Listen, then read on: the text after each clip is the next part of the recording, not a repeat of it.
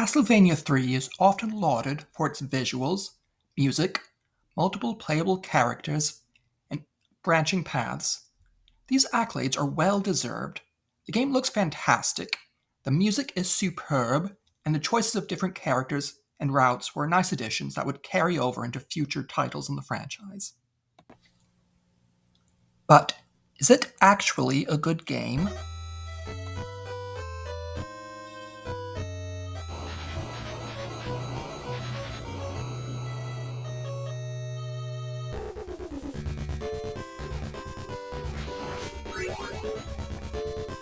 The game makes an excellent first impression with its atmospheric intro. Unfortunately, it's all downhill from there. Although I don't think anyone complained the first Castlevania was too easy, there seemed to be a desperate desire to increase the difficulty in this game. The problem isn't the level of difficulty. The problem is the way in which it is difficult, if that makes sense. A challenging game, when done properly, rewards players. Each time you play, you get a little bit further as you learn the game and your performance improves. This is what compels you to keep playing. The many inevitable cheap deaths in Castlevania III result in drastically inconsistent performances, depriving you of any sense of progress. When you finally do complete a stage, there's a diminished sense of accomplishment. It seems almost arbitrary whether or not you win, determined by luck as much as skill. You quickly learn that cheap deaths are an integral part of this game, in a way that I haven't seen anywhere else. There are the usual problems, such as the knockback effect when hit by enemies, but this is the first game in which I've ever been knocked forward when hit by an enemy. Where the enemy will knock you, it seems, is dependent on the location of the nearest pit.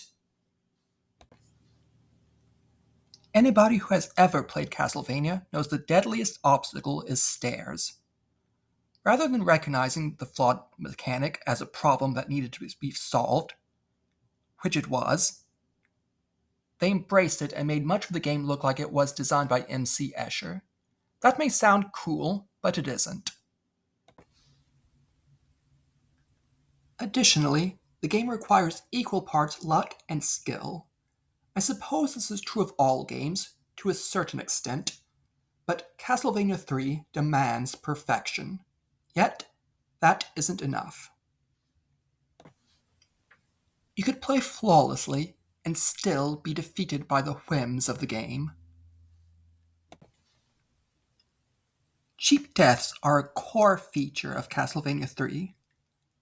The overwhelming majority of deaths in the game are either cheap, involving such things as stairs or knockback, or completely bogus.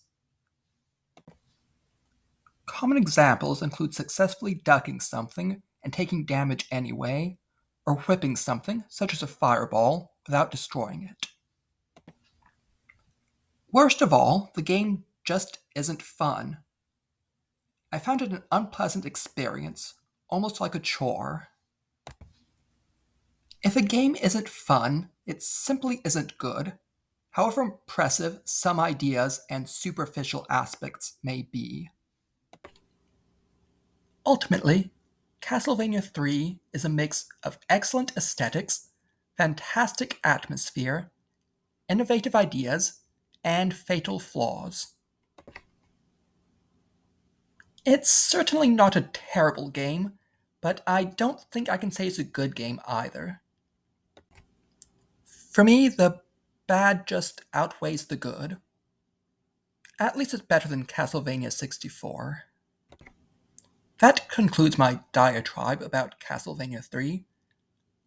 Don't forget to like and subscribe, and we will meet again, I hope.